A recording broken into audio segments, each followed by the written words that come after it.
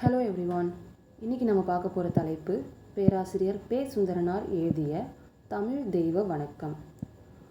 Welcome to the channel study with Shabnam Asif. ஆசிரியர் குறிப்பு பார்க்கலாம். 1855 ஆலப்புழையில் பிறந்தவர் பேராசிரியர் பே. சுந்தரனார். இவருடைய பெற்றோர் பெருமாள் பிள்ளை, மாடத்தி அம்மாள். திருவனந்தபுரமில் இருக்கிற அரசர் கல்லூரியில் படித்த இவர் அதே கல்லூரியில் பேராசிரியராகவும் வேலை செஞ்சுருக்காரு. 1891 மனோன்மணி என்ற நாடக நூலை தமிழ் மீது கொண்ட பற்றினால் எழுதியிருக்கிறாரு. இந்த நூலை ஆங்கிலத்தில் மொழிபெயர்த்தவர் லிட்டன் பிரபு. அதன் தலைப்பு ரகசிய வழி, த சீக்ரெட் வே. தமிழின் சிறப்பு. பாடலுக்குள்ளே போகலாமா? நீராறும் கடலுடுத்த நிலமடந்தை கெழிலொழுகும் சீராறும் வதனமென திகழ்பரத கண்டமிதில் தெக்கனமும் அதிர்சிறந்த திராவிடனல் திருநாடும் தக்க சிறு பிறைநுதலும் தரித்தனரும் திலகமுமே அத்திலக வாசனை போல் அனைத்துலகும் இன்பமுற எத்திசையும் புகழ் மணக்க இருந்த பெரும் தமிழனங்கே.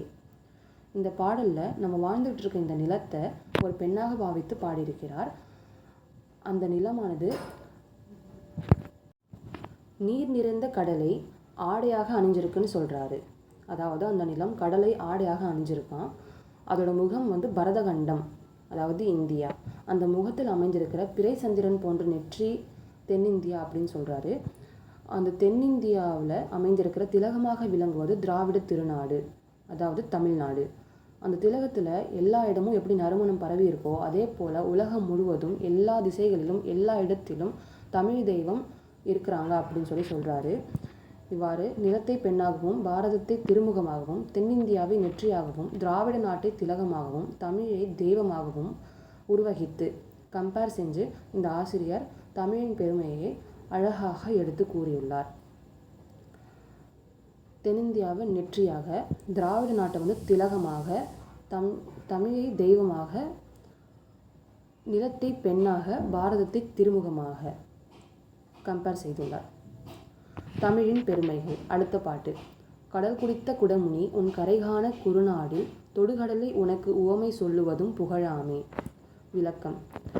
தேவர்களும் அசுரர்களும் போர் செஞ்சுட்டு இருக்கும்போது விருதராசுரன் என்ற அசுரன் கடல் கடியில் ஒளிஞ்சுக்கிட்டான். அவனை தேடி இந்திரன் என்ற தேவன் வரும்போது அகத்தியர் ஒரு கையால் கடல் நீரை பருகி அவருக்கு உதவினார். அதனால் விருதராசுரனை கண்டுபிடித்து இந்திரன் கொன்றான். இவ்வாறு கடலின் ஆழத்தையே அறிந்த அகத்தியராலேயே தமிழின் ஆழத்தை அறிய முடியாமல் இறைவனோட உதவியை நாடினார் என்பது வரலாறு.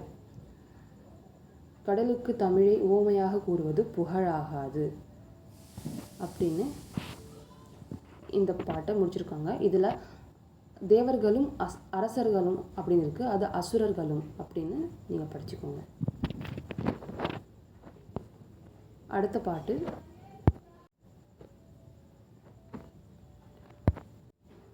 ஒரு பிழைக்கா அரணார் முன் உரை இழந்து விழிப்பாரில் அரியது உனது இலக்கணம் என்று அறைவதும் அற்புதமாமே.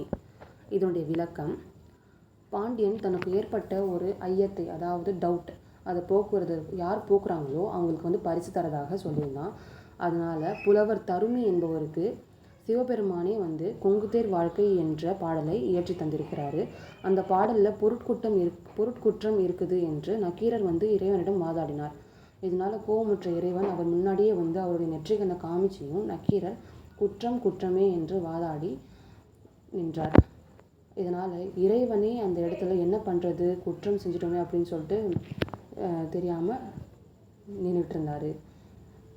இப்படி தமிழின் பெருமையை கூறுகிறாங்க. 3வது பாடல்.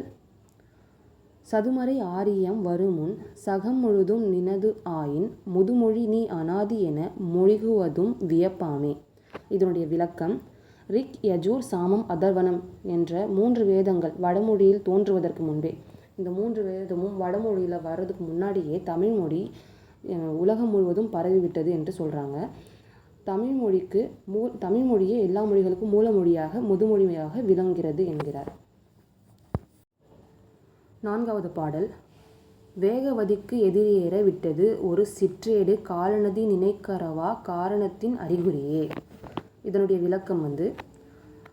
மதுரையில் சமணர்களும் திருஞான சம்பந்தரும் புனல்வாதம் நடத்தினாங்க. அந்த புனல்வாதத்தில் என்ன பேச்சு நடந்துச்சுன்னா, யாருடைய ஏடு வந்து, அதாவது ஏடுனா அவங்க ஓலையில் எழுதி வச்சுருப்பாங்கள்ல, அதுதான் ஏடுன்னு சொல்லுவாங்க. யாரோட ஏடு வந்து ஆறு எப்படி இந்த சைடில் வந்து அலையோடு வந்துகிட்டு இருக்கோ, அந்த அலையை எதிர்த்து அந்த பக்கம் போகுதோ அவங்களோட சமயம் தான் சிறந்தது அப்படின்னு சொல்லி பேசி நடத்திட்டு இருந்தாங்க.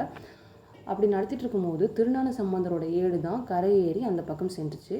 அதனால் அவருடைய சமயம் தான் சிறந்தது அப்படின்னு சொல்லிட்டு தமிழின் சிறப்பை பெருமையாக கூறியிருக்கிறார் திருஞான சம்பந்தர். திருஞான சம்பந்தர் வந்து வேற ஒரு சமயத்தை சார்ந்தவர். அடுத்த பாடல்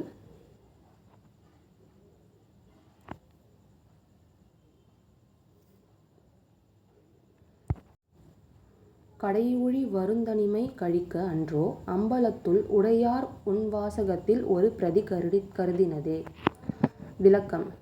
இந்த உலகம் அழியும் கடைசி காலத்தில், அந்த காலத்தில் யாரும் இந்த உலகத்தில் இருக்க மாட்டாங்க.